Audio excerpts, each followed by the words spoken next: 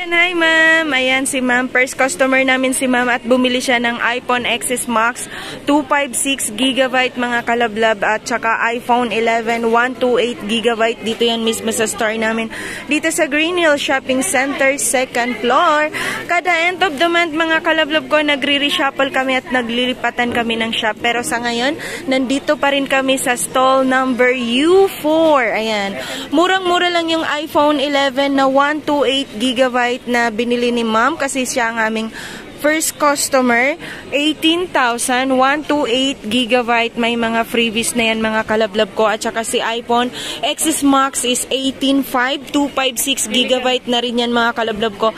Syempre yung mga pa-freebies natin hindi yan mawawala.